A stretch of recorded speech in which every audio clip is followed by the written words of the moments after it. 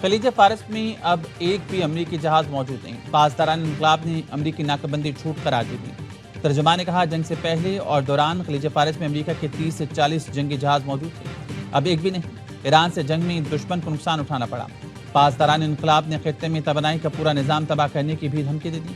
ترجمان نے کہا ایران کو خطرات کا سامنا ہوا تو خطے میں تمام امریکی اور غیر امریکی توانائی تنصیبات اور انٹرنیٹ سے جڑا بین الاقوامی انفراسٹرکچر نشانہ بنائیں گے۔ امریکی بحری ناکہ بندی فولادی دیوار ہے، آبنہ ہرمز پر مکمل کنٹرول ہے اور اسے برقرار رکھیں گے۔ امریکی صدر کا ٹروتھ سوشل پر بیان کہا ایران ہماری اس ناکہ بندی کے خلاف کچھ بھی کرنے کی صلاحیت نہیں رکھتا۔ ایران اب مشرق وسطیٰ کا بدماش نہیں رہا، وہ صرف باتیں کرتا ہے، عمل نہیں۔ پاسداران انقلاب والے فرار ہو رہے ہیں۔ ایرانی قیادت کی صورتحال انتہائی غیر یقینی اور ابتر ہو چکی ہے۔ ان کے پاس کوئی پیسہ نہیں بچا۔ ایران کے پاس صرف فیک نیوز اور 300% سے زائد مہنگائی۔ امریکہ اور ایران نے 60 روزہ جنگ بندی میں توسیع پر اتفاق کر لیا، ترک میڈیا کا دعویٰ۔ ترک میڈیا نے ذرائع سے بتایا ڈیڈ لائن میں توسیع کے لیے ثالثوں کو آگاہ کر دیا۔ جنگ بندی میں توسیع پر اتفاق اسلام آباد مفاہمتی یادداشت کے تحت کیا گیا۔ جنگ بندی 17 اگست کو ختم ہونا تھی۔ ایرانی ذرائع نے جنگ بندی میں توسیع کی تردید کر دی۔ رائٹرز نے بتایا ایران کے مطابق جنگ بندی کی کوئی مدت شروع ہی نہیں ہوئی، اس لیے توسیع کا سوال ہی نہیں۔ امریکہ نے عبوری معاہدہ طے پانے کے 48 گھنٹے بعد اس کی خلاف ورزی کی، چند روز بعد معاہدے سے نکل گیا۔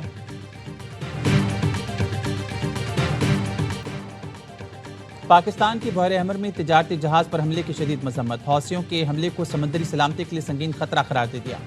نائب وزیر اعظم اسحاق ڈار نے کہا تجارتی جہاز پر حملے میں 3 پاکستانی شہری جاں بحق، ایک زخمی ہوا۔ سوگوار خاندانوں سے دلی تعزیت کا اظہار کرتے ہیں، بحر احمر کی صورتحال کا جائزہ لے رہے ہیں۔ سعودی حکام اور یمن کی حکومت سے رابطے میں، ریاض میں سفارت خانے کو میتوں کی وطن منتقلی کے لیے تمام ضروری اقدامات کی ہدایت۔ پاکستان بین الاقوامی پانیوں میں محفوظ جہاز رانی کو یقینی بنانے کے لیے ذمہ داریاں ادا کرنے کو تیار۔ ترجمان دفتر خارجہ طاہر اندرابی کا کہنا ہے باب المندب میں تجارتی جہاز پر حوثیوں کا حملہ افسوسناک ہے، ہم آزادانہ جہاز رانی کی حمایت کرتے ہیں۔ مکہ مشترکہ دفاعی معاہدہ خالصتاً دفاعی نوعیت کا ہے۔ یہ معاہدہ علاقائی امن و استحکام کے لیے تینوں ملکوں کے عزم کا عکاس ہے۔ معاہدے کے مطابق کسی ایک ملک پر حملہ سب پر حملہ تصور ہوگا۔ پاکستان مشرق وسطیٰ تنازع کے حل کے لیے پرخلوص کوششیں جاری رکھے ہوئے ہیں، تمام تر چیلنجز کے باوجود قیام امن کے لیے کوشاں ہیں۔ لوگوں کے لیے لیپ ٹاپ صرف مشین ہوگی، ہمارے لیے مشن ہے۔ میرٹ پر 7 لاکھ بچوں کو لیپ ٹاپ دیے تو رشوت دینے کا تانا دیا گیا۔ وزیر اعظم شہباز شریف نے Pakistan first national youth employment policy کا اجرا کر دیا۔ خطاب میں بولی کراچی سے پشاور تک سب بچوں کو تعلیم کا برابر موقع نہ ملے تو وہ قائد اعظم کا پاکستان نہیں ہوگا۔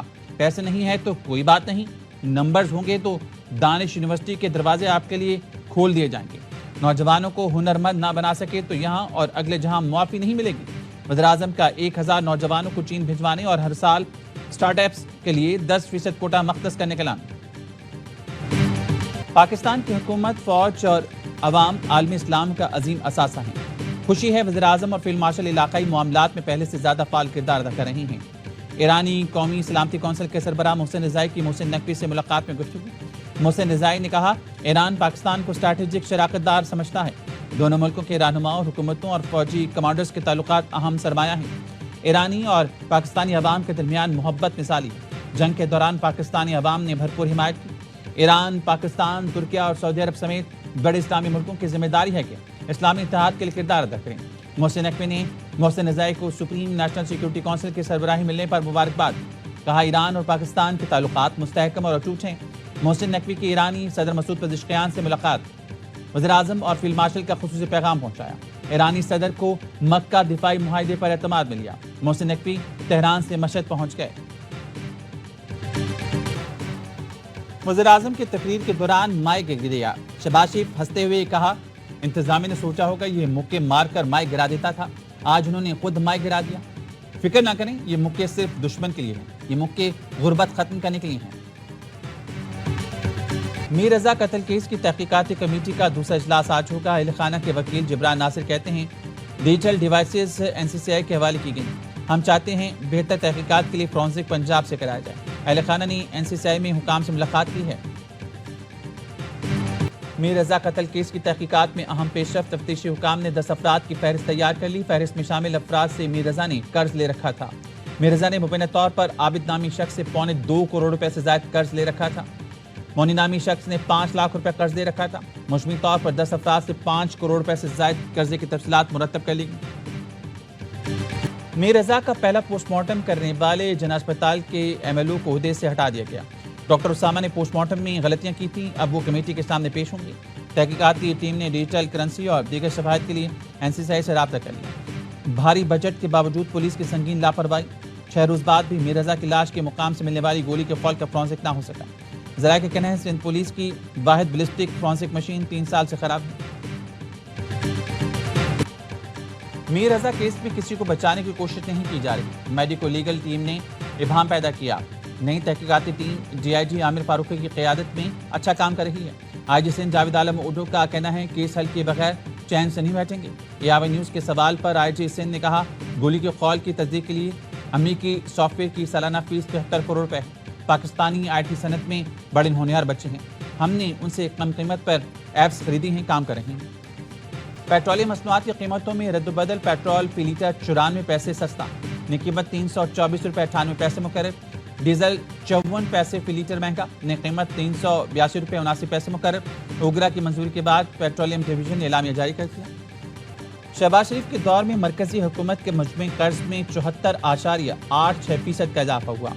स्टेट बैंक ऑफ पाकिस्तान का कहना है 30 जून 2022 में मरकजी हुकूमत का मजमूई कर्ज 47,832 अरब रुपए था, जो 30 जून 2026 में 83,642 अरब रुपए तक पहुंच गया।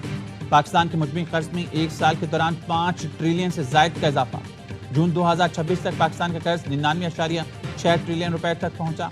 यह कर्ज माली साल 2025 के अख्ताम पर 94.38 ट्रिलियन रुपए था। माली साल 2026 में कर्जों की मजमूई अदायगी 11.96 ट्रिलियन रुपए, जबकि कर्जों पर सूद की अदायगी 7.26 ट्रिलियन रुपए रिकॉर्ड की गई। बानी PTI ने कहा था सुहेल आफरीदी पॉलिसी बयान दें कि सूबे में ड्रोन हमला ना हो, वो सूबे के अवाम के साथ खड़ी हूं, ड्रोन हमले ना होने दें। मैंने बानी PTI का पैगाम खुद जाकर सुहेल आफरीदी को पहुंचाया तो उन्होंने कहा ठीक है। बानी ने बैरिस्टर गौहर, सलमान अकरम राजा और अपनी बहनों के सामने पैगाम दिया था। PTI सेनेटर मिसाल यूसुफजई की प्रोग्राम इलामतार में गुफ्तगू। कहा बानी PTI ने यह भी कहा था कि मुझसे मुलाकात बंद हो तो सूबा बंद कर देना, ये मुझे कट ऑफ करेंगी और फिर सूबे में कार्रवाई डाली जा सकती है। पीपल्स पार्टी ने आज़ाद कश्मीर के इंतखाबात में धांधली के सबूत पेश किए। इलेक्शन कमीशन किसी दबाव में आए बगैर सरदार कमर की कामयाबी का नोटिफिकेशन जारी करे। पीपल्स पार्टी के रहनुमा पलविशा खान की चौधरी यासीन के साथ प्रेस कॉन्फ्रेंस। कहा हुक्मरान जमात ने आज़ाद कश्मीर इंतखाबात में भरपूर धांधली की। विफाकी वजीर तारिक फजल चौधरी ने कहा आज़ाद कश्मीर में इस मरतबा इंतहाई शफाफ इंतखाबात हुए हैं। मोहसिन अजीज की जानिब से हवेली से मुतालिक कुछ शिकायत सामने आई हैं। चीफ इलेक्शन कमिश्नर शिकायत का इजाला मेरिट पर करेंगे। सूबों की बात हो तो इज्जत गैरत आ जाती है। जब बच्चे गटर में गिरकर मरते हैं तो उस वक्त किसी की गैरत क्यों नहीं जागती? जब कुत्ते के काटने से बच्चे मरते हैं तो किसी की गैरत नहीं जागती। वफाकी वजीर मुस्तफ़ा कमाल का कहना है सूबे बनाने से मुल्क टूटता नहीं मजबूत होता है। तमाम जमातें बैठकर बात करें और मसले का आईनी हल निकालें। कराची समेत सिंध के दही इलाके तबाह बर्बाद हैं। पूरे सूबे में गवर्नेंस खराब है, गवर्नेंस की खराबी है, मगर ये फार्मूला क्यों आ गया कि सूबों के टुकड़े कर कराची इंतजामी यूनिट नहीं बल्कि सिंध का दारुल हुकूमत है। मौजूदा हालात में ऐसे नुक्ता नज़र को क्यों फ़रोग़ दिया जाए जिससे टकराव हो। कौमी अवामी तहरीक के सरबराह अयाज लतीफ़ पलेजो की प्रोग्राम द रिपोर्टर्स में गुफ्तगू। कहा पाकिस्तान के चारों सूबों के लोग हम सफ़र हैं। रवैया भी इफ़ाम तफ़हीम का होना चाहिए। सूबों में भी फाइनेंस कमीशन होना चाहिए ताकि हर ज़िले को फंड्स मिलें। सूबे के बजट से हिस्सा अजला को मुंतकिल होना चाहिए।